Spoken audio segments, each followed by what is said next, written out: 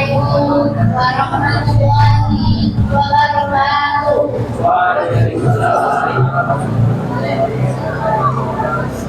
Alhamdulillahirrahmanirrahim. Wa bihi nasta'in ala umuri dunya waddin. Wassalatu wassalamu ala asyrofil anbiya'i wal mursalin wa ala alihi wa sahbihi wa sallam. Puji dan syukur senantiasa kita ucapkan kehadirat Allah Subhanahu wa taala. Berkah dan nikmatnya kita masih dapat beribadah di malam kelima Ramadan 1447 Hijriah. Salawat dan salam semoga tetap tercurahkan kepada Nabi Muhammad sallallahu alaihi wasallam dengan lafaz Allahumma shalli ala sayyidina Muhammad wa ala alihi ajmain. Yang kami hormati Pak RT beserta perangkat-perangkatnya, yang kami hormati Bapak Ketua Mushola Ibadah Rahman beserta perangkat-perangkatnya, yang kami hormati Ustaz Ketua MPD, dan yang kami hormati Bapak Ibu Jamaah Mushola Ibadah Rahman yang telah hadir pada kesempatan kali ini, yang insya Allah dirahmati Allah Subhanahu wa taala. Adapun perkenalkan saya Syihwan sebagai pembawa acara Sayyidina Rahmani Ramadan di malam kelima ini. Adapun Ustaz yang akan memberikan tausiah adalah Ustaz Al-Fatihah MPD dengan tema Ramadan bulan mulia. Kepada Ustaz kami silakan bersalam.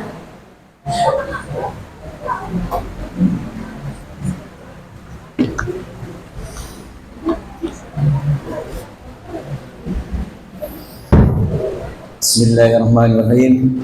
Assalamualaikum warahmatullahi wabarakatuh.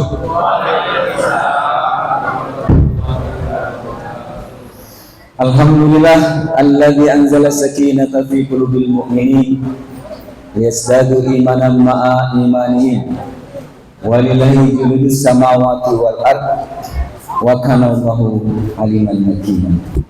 Allahumma sholli ala sayyidina Muhammad wa ala ali sayyidina Muhammad.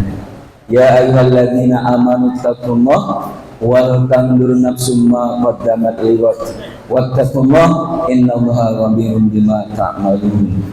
A'udzu billahi minasyaitonir rajim. Bismillahirrahmanirrahim. Ya ayyuhalladzina amanu kutiba alaikumusiyam kama kutiba alal ladzina min qablikum la'allakum tattaqun. Yang kami hormati pengurus Mushola Ibadah Rahman yang dirahmati Allah Subhanahu wa taala.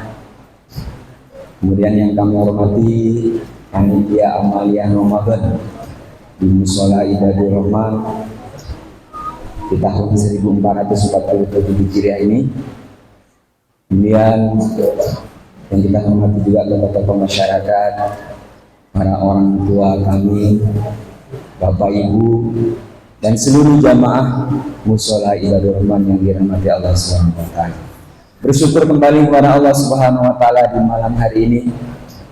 Malam yang keberapa? Kelima. Ada yang keenam.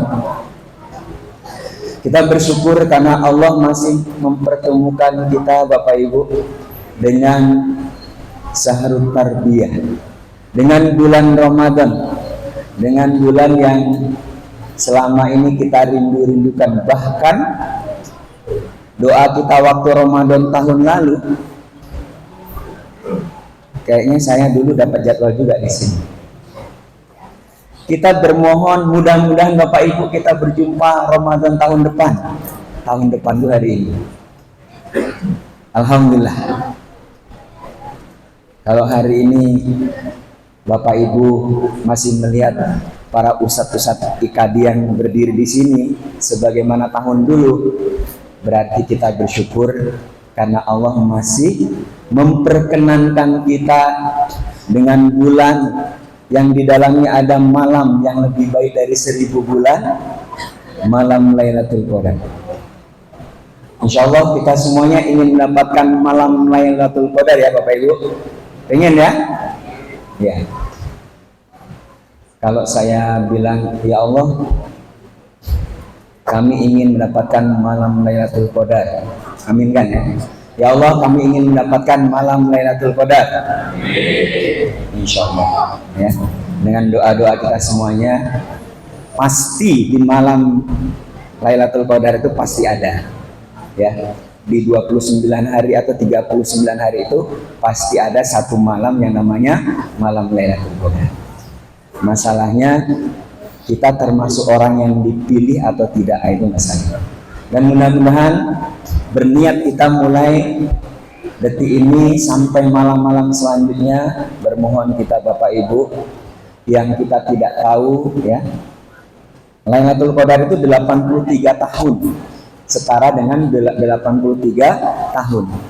Rasanya usia manusia sekarang jarang yang sampai 83 tahun. Ya, kalau kita sholat malam itu berarti kita seolah-olah sholat 83 tahun.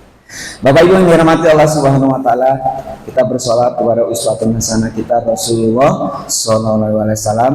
Mudah-mudahan kita termasuk orang-orang yang telah mendapatkan syafaat dari Rasulullah sallallahu alaihi wasallam, insyaallah. Amin ya rabbal alamin. Bapak Ibu yang dirahmati Allah Subhanahu wa taala, anak-anak ustaz yang mencatat, ada yang mencatat ini? Ada. Nanti jangan tahu-tahu apa yang ustaz sampaikan beda pula yang ustaz tanda tangani. Nah, itu tak boleh, ya. Atau bahkan kosong, ustaz tak mau menandatangani barang kosong. Jangan-jangan ada titipan, ada abangnya nggak masuk, nggak hadir, tolong dek tanda tangan ke ustaz, ya. Jadi kita tak ingin anak-anak pun ada modus, Pak. Ya. Bapak Ibu yang dirahmati Allah Subhanahu wa taala, bulan Ramadan itu dinamakan juga syahrut tarbiyah, bulan pendidikan. Nah, kalau bulan pendidikan berarti sebelum dididik dan setelah dididik harus berbeda. Kalau ibu-ibu ada kursus, misalnya ada kursus masak kue kering atau bagaimana cara membuat kue kering. Pernah ikut ya Bu ya? Atau cara membuat aneka macam donat. Sebelum ibu-ibu ikut nggak bisa membuat donat, tapi setelah ikut pelatihan bisalah membuat donat. Donat itu ada yang bolong, ada yang nggak bolong, ada yang bulat, ada yang lonjong. Oh, ternyata keterampilan ibu-ibu setelah ikut keterampilan kursus donat bertambah, dapatlah sertifikat bisa membuat donat dan bisa mengajarkan cara membuat donat. Begitu Ibu ya. Nah, bulan Ramadan itu Bapak Ibu yang dirahmati Allah Subhanahu wa taala, ya. Persis seperti ini. Atau supaya anak-anak pusat lengket, ada puasa itu seperti puasa ular dan ada puasa itu seperti puasanya ular. Kalau puasanya ular tahu? Anak-anak Ustaz di sini tahu ular. Ular itu, ya. Bayangkan wajah ular. Kalau ular makannya awalnya kodok atau tikus, ular ada puasa juga. Nanti dia ganti kulit. Setelah berpuasa, proses berpuasa, berganti kulit. Ular yang tadinya makan kodok tetap makan kodok deh. Yang tadinya kulit ular itu warnanya hitam, ya, ketika habis berpuasa hitam juga dia. Ya, tapi lebih bersih. Artinya apa? Sama antara sebelum puasa dan setelah puasa. Nah, kalau puasanya ular, ibu-ibu tahu ular? Ibu-ibu itu biasanya kalau lagi motong-motong kangkung atau motong-motong bayam, Ibu ya.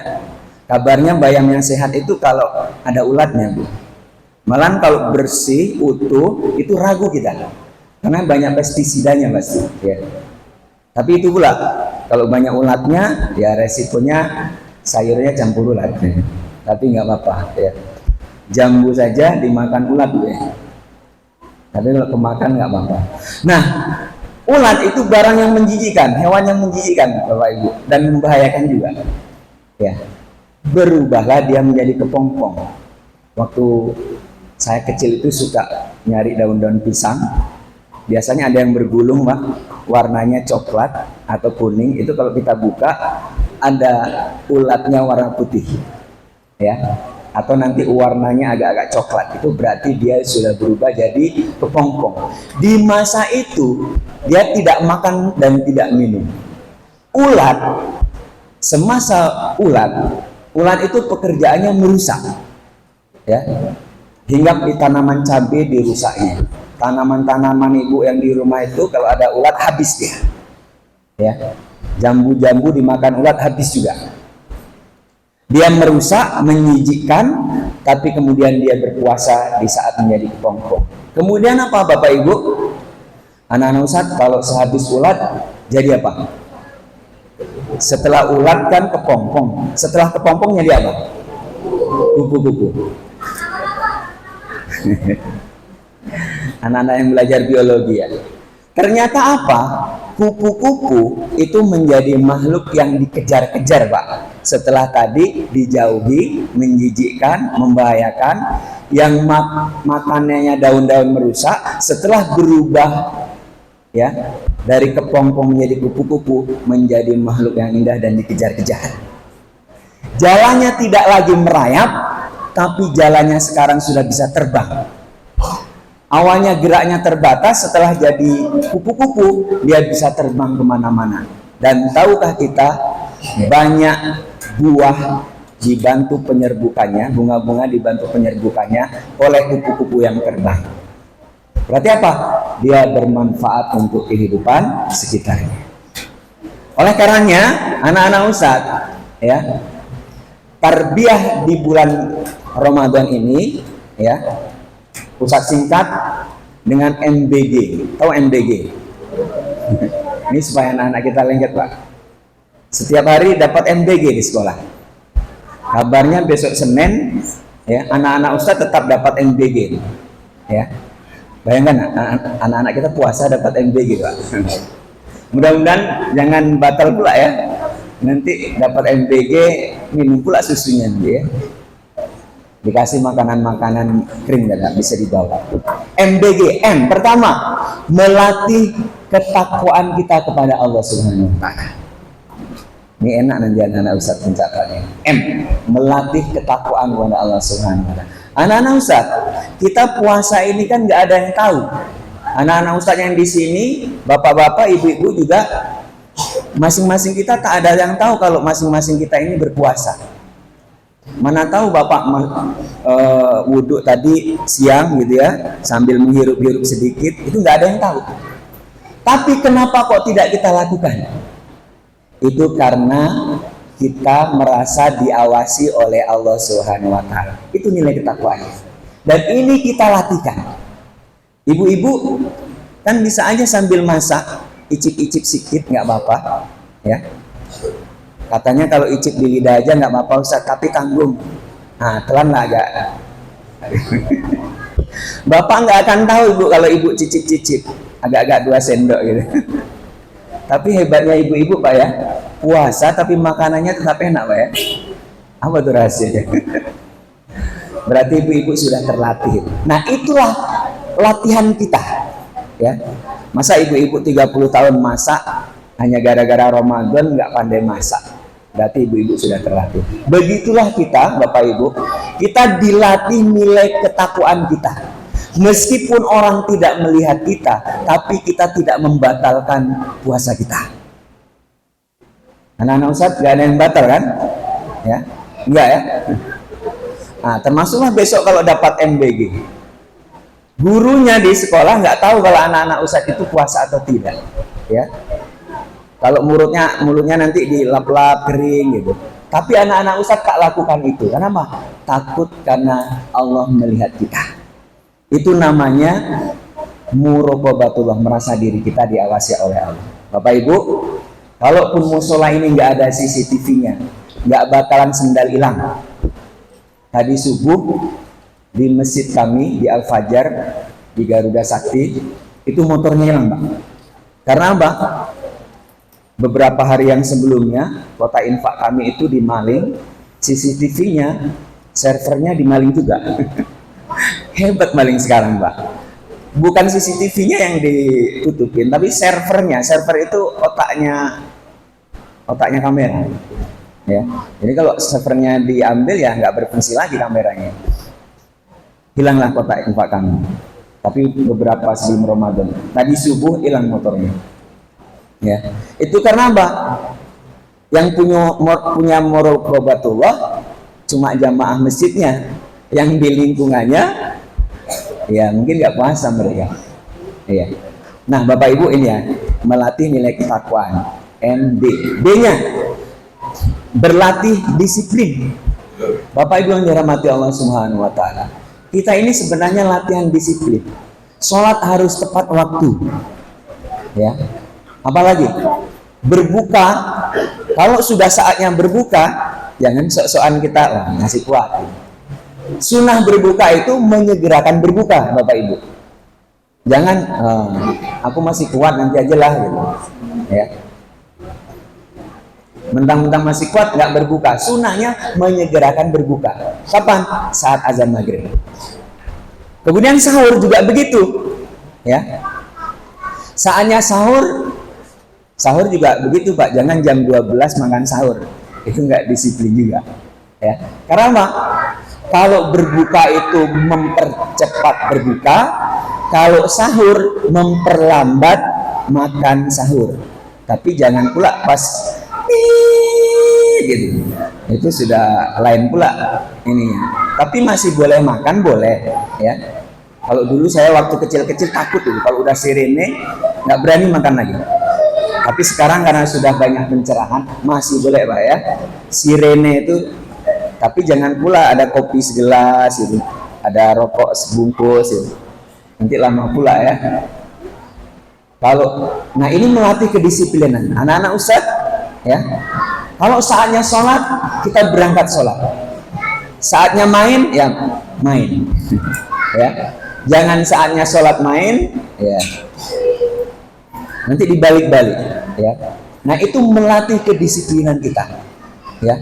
Termasuklah kenapa harus bangun malam. Itu sebenarnya mengajarkan kita bahwa dulu Rasulullah SAW dan para sahabatnya itu punya energi kuat Bapak Ibu. Karena apa? Mereka malam hari itu seperti rahib-rahib rubbanun bil lail, fursanun bin nahar. Mereka siang-siang hari itu seperti singa gitu istilahnya. Jadi malam hari mereka gunakan untuk bermohon, bermunajat kepada Allah. Di saat orang tidur mereka bangun dan sholat malam. Nah makanya Bapak Ibu ya, sempatkan meskipun kita hari ini setelah sholat tarawih, sholat isya, sholat tarawih, kemudian sholat witir, nanti kalau bangun malam sempatkan yang minimal 2 rakaat lah sholat tahajud. Jadi qiyamul lail itu ada tarawih, witir, nanti tahajud malam hari. Syukur-syukur kalau lebih dari 2 rakaat ya. Sayang kalau kita lewatkan begitu saja ya. Kemudian yang ketiga, MBG. G, gemar beramal soleh. Gemar beramal soleh. Bapak Ibu yang dirahmati Allah Subhanahu wa taala. Bulan Ramadan ini bernilai karena apa? Syahrul Ramadan alladzi unzila fihil Qur'an.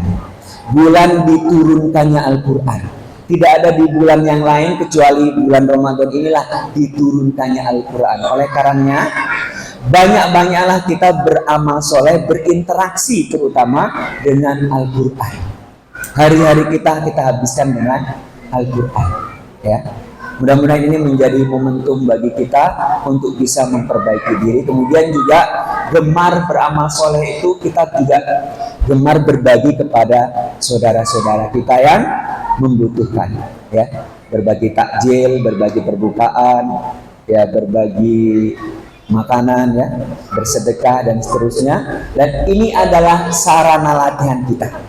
Mudah-mudahan Bapak Ibu yang dirahmati Allah Subhanahu wa taala, dengan MBG ini, mudah-mudahan ingat ya anak-anak Ustadz, M melatih ketakwaan, kemudian B ya berlatih disiplin, G gemar beramal soleh dan gemar berinfak, bersedekah ya. Mudah-mudahan ini menjadi sarana bagi kita. Kalau seperti kupu-kupu tadi, mungkin awalnya kita menjadi ulat yang menjijikkan, membahayakan, yang merusak.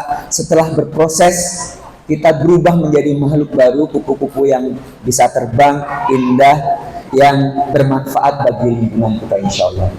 Demikian Bapak Ibu yang dirahmati Allah Subhanahu wa taala, kita cukupkan dengan sama-sama baca doa subhanakallahumma wa bihamdika asyhadu alla ilaha illa anta astaghfiruka wa atubu ilaik. Assalamualaikum warahmatullahi wabarakatuh.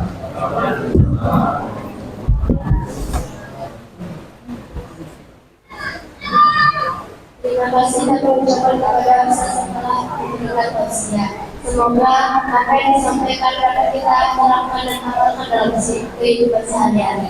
Amin amin ya rabbal alamin. Baiklah, jamaah sholat ibadah rumah sekalian. Selanjutnya kita akan melaksanakan sholat tarawih dan witir secara berjamaah. Ada imam kita pada malam hari ini adalah Ustaz Sufyan dan pada malam menjadi jualan adalah Bang Ali. Untuk itu, segera melaksanakan sholat tarawih.